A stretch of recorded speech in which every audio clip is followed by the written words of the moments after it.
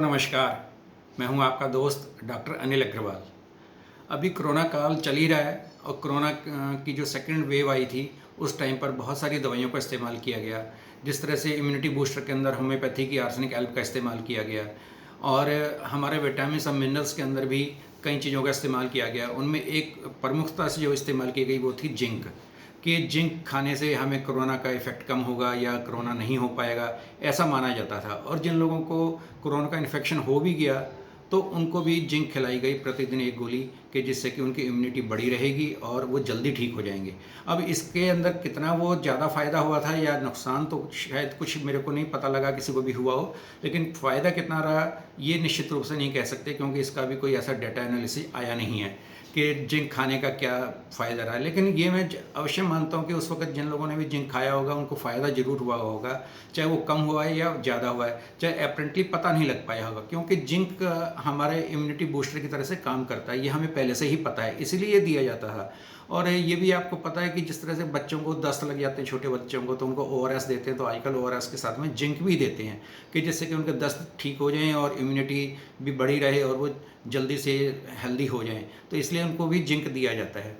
और इसके अतिरिक्त मैं आपको बताऊं कि जिस तरह से जिंक के और क्या फ़ायदे होते हैं, जो हमारे प्रति सेल जितने भी सेल्स हैं इनमें डिवीजन होकर बढ़ते रहते हैं, पुराने जो सेल होते हैं वो डेड होकर निकल जाते हैं। तो सेल डिवीजन के अंदर भी जिंक का एक बहुत ही अच्छा खासा रोल है, जिसकी वजह से हमारे सेल डिवीजन अच्छे से होता है और हमारी बॉडी जो है हेल्दी रह पाती है, क्योंकि पुराने सेल्स जो हैं वो नष्ट होते रहते हैं और नए सेल्स बनते रहते हैं। तो उसके अंदर भी जिंक का बहुत बड़ा योगदान रहता है। इसके अतिरिक्त नींद आने के अंदर भी इसका बहुत अच्छा रोल रहता है। और भी अनेक ऐसी चीज़ें हैं जिनका हमारे इसके अंदर फ़ायदा होता है। इवन ब्लड के अंदर भी हमको जिंक मिलता है। और इस तरह से मतलब हम देख सकते हैं कि जिंक के बहुत ही फ़ायदे हैं। और ये तो जिंक आजकल पिछले एक वर्ष में तो इतना ज़्यादा मशहूर हो गया कि मेरे को लगा कि इसके ऊपर भी एक वीडियो बनानी चाहिए, जिसके अंदर इसके फ़ायदे और बताने चाहिए और इससे क्या नुकसान हो सकता है ये भी बताना चाहिए। चलो, पहले मेरे पास साथ अंकुश है, वो मेरे से कुछ प्रश्न पूछना चाहता है। मैं पहले उसके प्रश्नों को उत्तर दे दूँ, फिर उसके बाद में मैं कुछ और बातें भी आपसे करूँगा। सर, मेरा आपसे ये क्वेश्चन है कि क्या हर रोज़ जिंक खाना सेफ़ है? हाँ, अंकुश, हर रोज़ जिंक खाना सेफ़ ही है अगर वो हम लिमिट मात्रा में खाएं, क्योंकि ज़्यादा से ज़्यादा अगर हम 100 मिलीग्राम से नीचे ही नीचे अगर अगर खाते हैं जिंक को, तो फिर वो कोई नुकसान नहीं करता। अगर ज़्यादा लेंगे तो फिर जिंक टॉक्सिसिटी बॉडी में आ सकती है। सर, इसे लेने का बेस्ट टाइम क्या हो सकता है?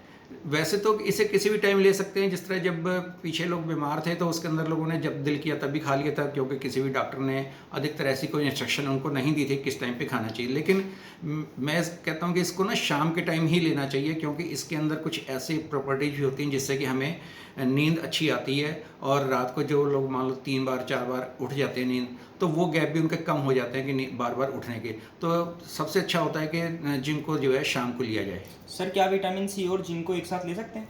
हाँ, विटामिन सी को और जिंक को हम एक साथ ले सकते हैं। और भी बहुत सारे मिनरल्स होते हैं जिनको हम साथ ले सकते हैं। तो इसके लिए मैं आपको एक चीज़ बताता हूँ कि जैसे हम मार्केट के अंदर जो है ना, फार्मास्यूटिकल कंपनी की बनी हुई बहुत सी दवाइयाँ आती हैं, जिनके अंदर सप्लीमेंट्स जिनको हम बोलते हैं, उसके अंदर मिक्सिंग पहले से ही आती है कि उसके अंदर जिंक भी मिला हुआ है, विटामिन सी भी मिला हुआ है, अन्य विटामिन भी मिले हुए हैं।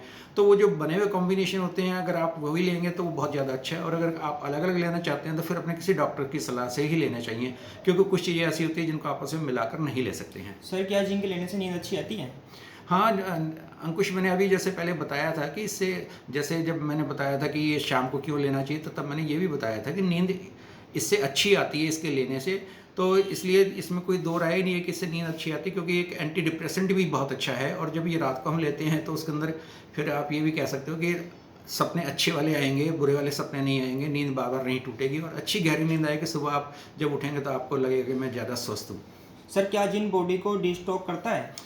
हाँ, इसके अंदर डिटॉक्सिफिकेशन की भी जो है प्रॉपर्टीज हैं जिंक के अंदर, कि हमारे शरीर के अंदर, जिस तरह मैंने बताया कि हर सेल्स के अंदर जो है इसकी आवश्यकता होती है और मैग्नीशियम की भी आवश्यकता होती है। तो जितने भी टॉक्सिन्स होते हैं उन सबको मैग्नीशियम हमारे सेल्स में से बाहर निकाल लेता है और उनको फिर दोबारा से हमारी बॉडी से बाहर निकाल के अंदर जिंक जो है बहुत अच्छा रोल प्ले करता है। सर, क्या जिंक को बॉडी के अंदर हम स्टोर कर सकते हैं? जनरली ये स्टोर नहीं हो पाता है जिंक, ऐसा माना जाता है। तो इसलिए प्रतिदिन ही हमारे भोजन के अंदर कुछ ना कुछ जिंक होना चाहिए, जिसके खाने से हमें ठीक रहेगा। सर, क्या इसका असर हमारे बालों पर भी हो सकता है? हाँ, जिस तरह से बहुत सारी चीज़ों का हमारे बालों पे असर होता है। जैसे पॉल्यूशन का बहुत असर होता है हमारे बालों के ऊपर कि भाई अगर जहाँ पॉल्यूशन ज़्यादा होता है तो वहाँ पे बाल ज़्यादा गिरते हैं। तो ऐसे जिंक जो है हमारे बालों को हेल्दी रखने के अंदर हमारी सहायता करता है। जिस तरह से जिन लोगों का एनीमिया होता है उनके भी बाल ज़्यादा गिरते हैं, लस्टरलेस हो जाते हैं। और इसी तरह से जैसे आयरन का आवश्यक होता है, ऐसे ही जिंक भी हमारे बालों के लिए आवश्यक होता है।